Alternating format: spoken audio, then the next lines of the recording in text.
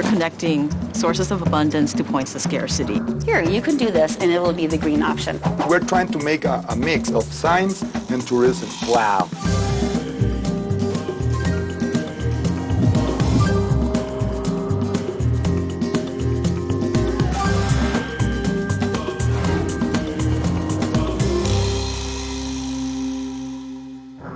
Welcome to Save My Planet. I'm Stephen Brooks. Humans are just one of millions of species here on Earth. This biodiversity is what keeps our planet humming along. At the INBio Biological Station in Costa Rica, they pay special attention to how these relationships work. More about that later. But first, taking care of our environment begins at home, where there's all sorts of stuff that can harm the planet and us. Manda Ofox Gillespie, aka the Green Mama, helps parents cut through all the data and get down to the nitty-gritty.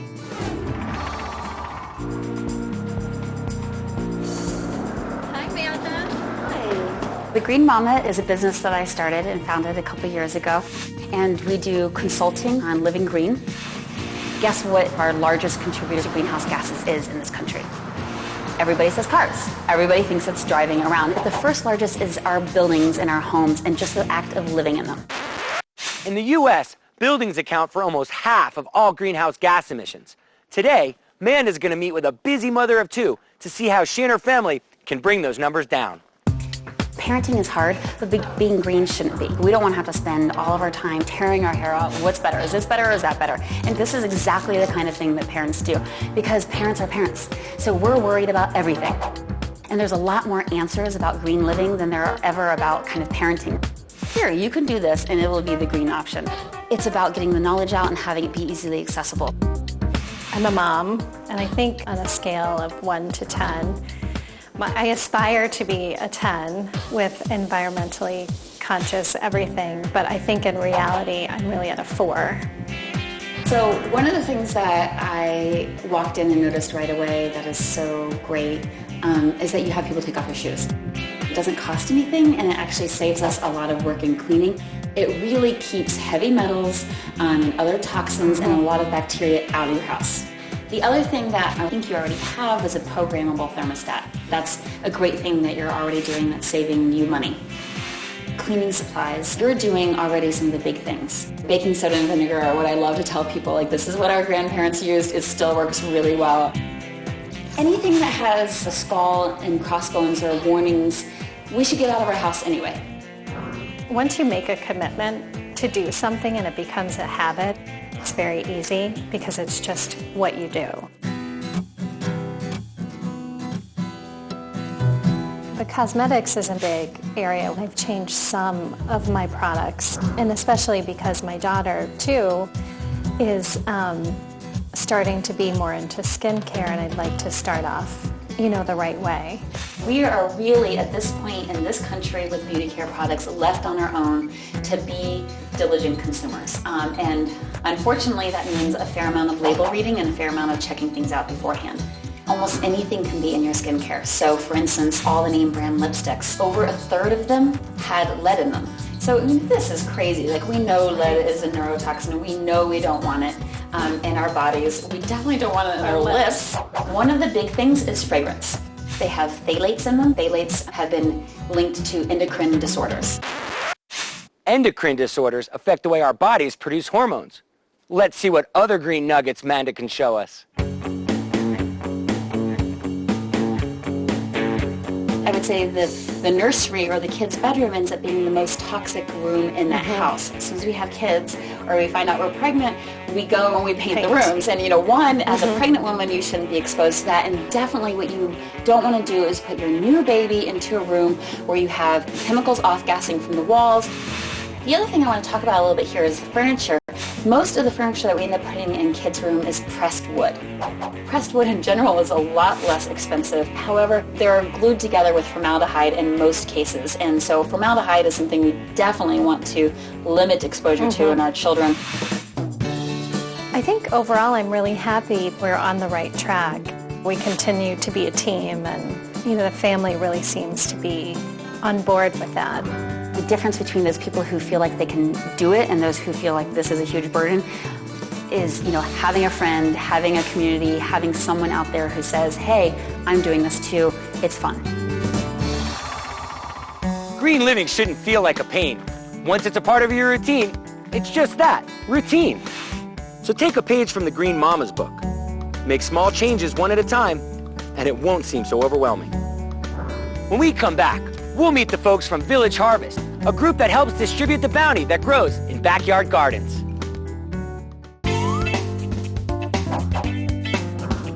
Hand sanitizer is a popular way to help keep germs at bay, but the bottle it comes in is no good for the planet. 44% of greenhouse gas emissions in the U.S. can be traced back to all the products we buy and the bottles and packaging they come in. So stick with hand washing.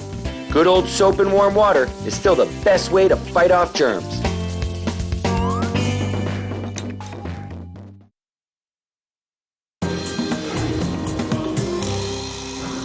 Welcome back to Save My Planet. Every year in the U.S., mountains of food go to waste in restaurants, supermarkets, even in our own kitchens. And some of that food is falling off trees right in our own backyards. So what would happen if we could find a way to gather all that extra bounty and get it to local people who needed it? We'd cut down on transportation costs and make use of resources that are right at our fingertips. Well, there's a group of folks in Northern California who are doing exactly that.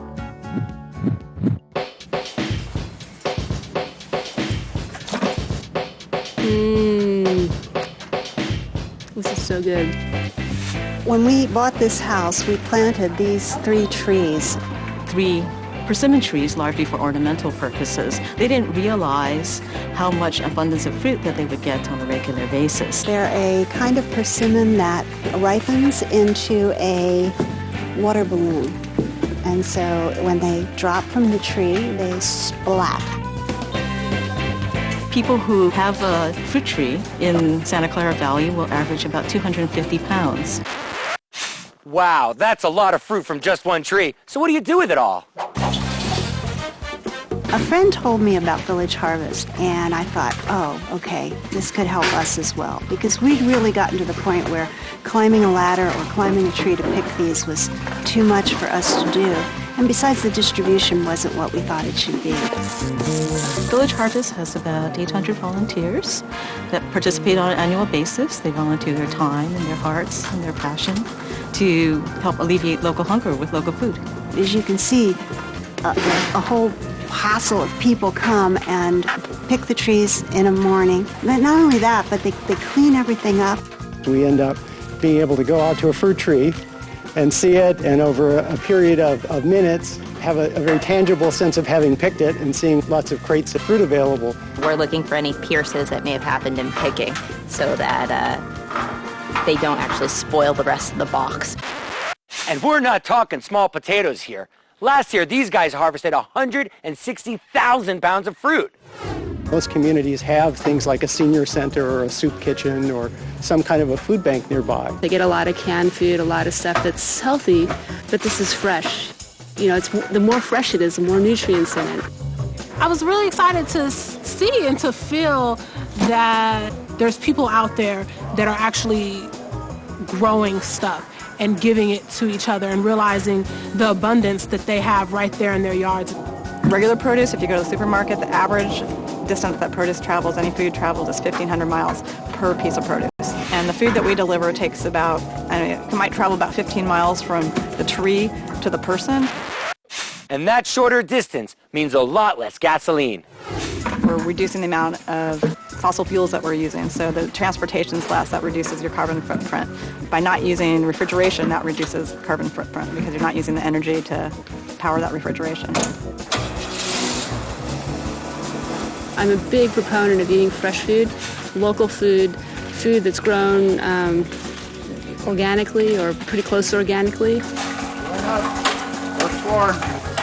This encourages people to really be able to eat what's grown, locally, seasonally, organically, right in their community. And because of the warm climate, they're able to pick year-round. The first 6 months of the year, we harvest citrus. During the summers, we're doing stone fruit. We do backyards, but we also do small orchards. One of the things that we've learned since we started is that the idea is very simple, but it's also very infectious. I'm going to let this abundance flow from one person out to the next person. I have a ball. well, the persimmon in this case. And if you're sitting there waiting to catch the ball, I have to throw it. We're connecting sources of abundance to points of scarcity, whether it's with food, whether it's with clothing, whether it's with anything that you see in your own community that might be going to waste. I think one of the big things is to think about the bigger picture of the abundance that grows in any area where you live. And there's abundance, and don't think of it as a problem, think of it as a solution. And you just take it and go. Abundance. What a great problem to have. It just goes to show you that we actually have a lot more stuff than we think we do. It's just a matter of how you see it. When we come back, we're going to meet the folks here at the INBio Biological Station in Costa Rica and get a real butterfly's perspective on biodiversity.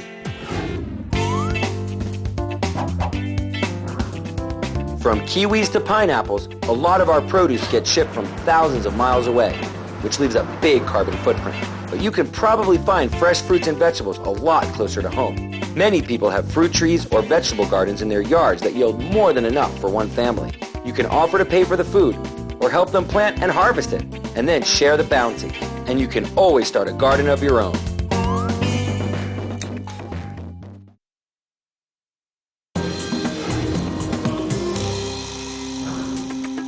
Welcome back to Save My Planet. Sometimes it's easy to forget that we're not the only ones living on Earth. But in fact, we share the planet with millions of other species. It's this biodiversity that helps maintain the delicate balance of life. Here in the cloud forest of Costa Rica, there are all sorts of programs aimed at understanding biodiversity and educating people about its importance. These efforts have led to some unusual partnerships, like the one involving Hotel Villa Blanca, the Institute of Biodiversity, and a whole bunch of butterflies.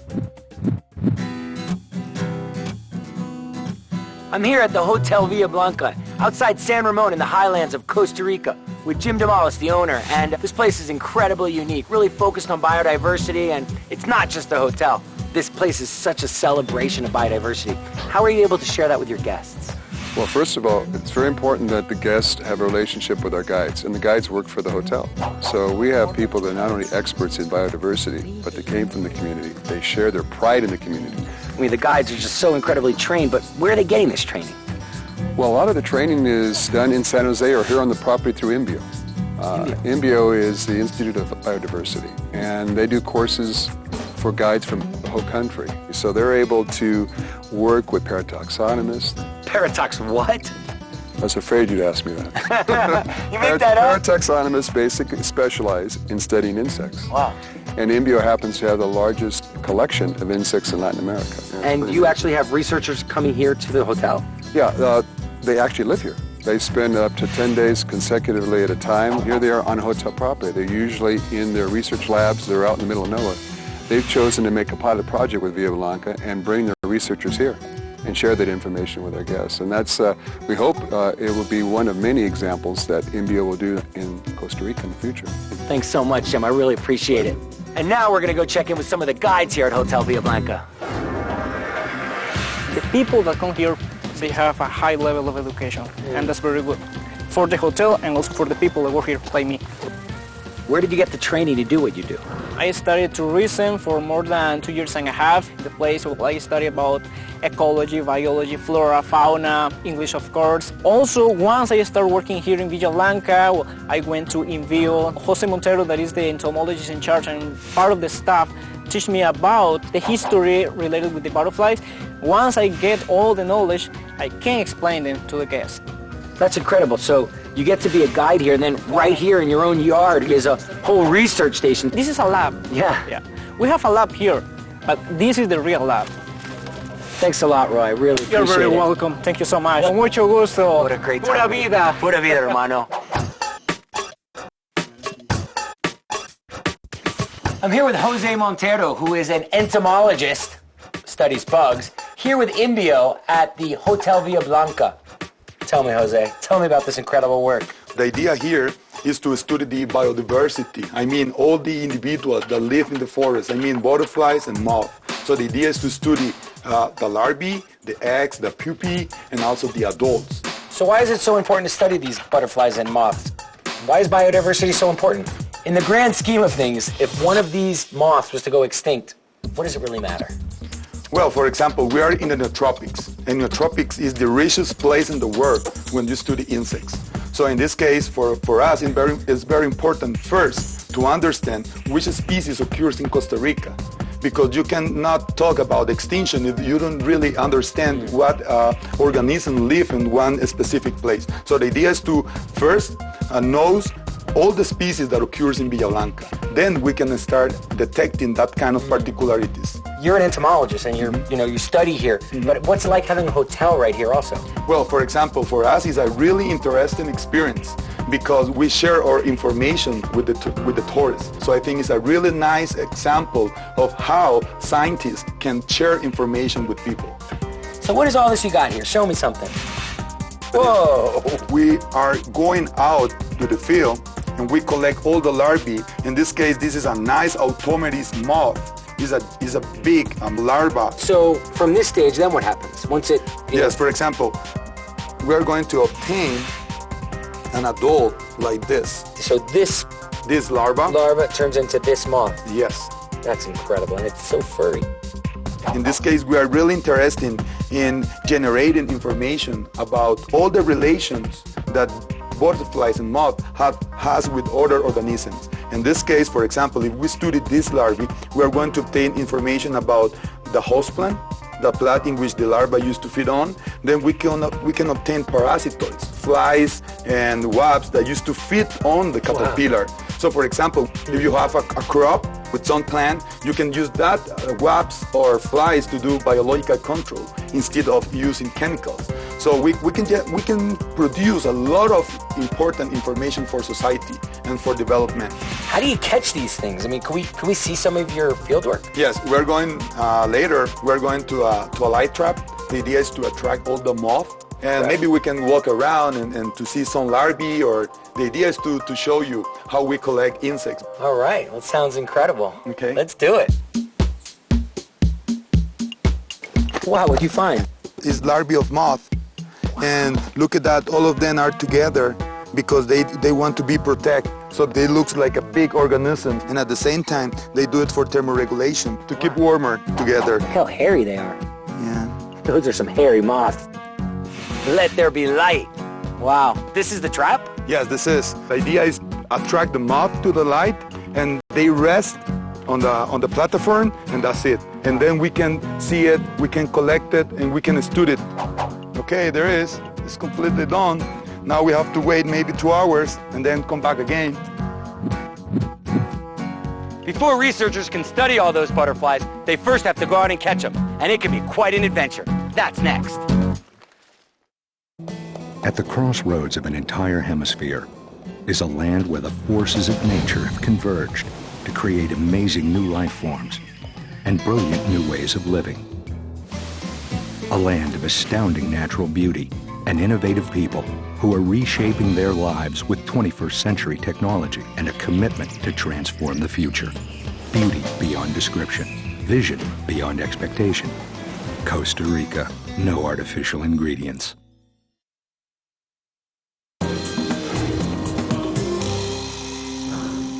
Here we are in the cloud forest in Costa Rica at the INBio Biological Station, where they take their butterfly studies pretty serious. In fact, as most of us are going to bed, these guys are just getting started. So it's nighttime, and we're going to check out the trap, see if we caught anything. What do you think? Yeah, let's go. Vamos. Oh, look at that. Whoa. This is the biggest moth in the world. Oh my goodness. What's the name of it? The name is Tisania agrippina. Wow. Wow. Look at that. My goodness. I've never seen one so big. Costa Rica has the biggest moth in the world? Yes. Yes. Wow. It's about 25 centimeters wingspan. My goodness. I know, when I first saw it, I thought it was a bat. Look at that. And look at the spines. Big spines. Wow. On the legs. Wow. So, Jose, how do you think we did? Yeah. So-so. So-so? Yes. In some places in Costa Rica or sometimes here in Villa Blanca, you can obtain thousands of them. Wow. You cannot see the white color. It's incredible. Yeah, it's amazing. We have hundreds. And look at the sizes, different colors, beautiful. Look at this different one, patterns. glowing. All of them are moth, no butterflies here. Some species that we have here occurs only in the forest. So this is another important feature about studying moth with that kind of methodology. And also you can obtain different orders of insects. For example, look at the beetle. Wow. I have like a million moths everywhere. I think they're in my ears and in my brain, in my mouth. Are any of these really rare ones? No, maybe Tisania, because it's the biggest moth in Costa Rica and in the world. So I think it's the weirdest species that we have. But most of them are very common species that occurs in open areas and sites near forests. Jose, now that you've caught them, what do you do now? Well, the next step is to bring it to the laboratory and then to all spread the specimen, pin it, dry it, label it, and then send it to INBio. Wow, Jose, de verdad, man, buenísima. I mean, I'm totally blown away. I loved it. Okay, thank you. Way better than I had ever. You think about moths. Wow, big deal. We're gonna go see some moths, but I never expected this. It almost feels like a painting. But remember that you already met the biggest moth in the world. Wow, thanks so much, man. You're welcome. Really appreciate it. You're welcome. I'm gonna come back for sure. The work being done by INBio gives new meaning to the phrase "when a butterfly flaps his wings," and makes it pretty clear that all the species on the planet are way more connected than we might think. I'm Stephen Brooks. See you next time.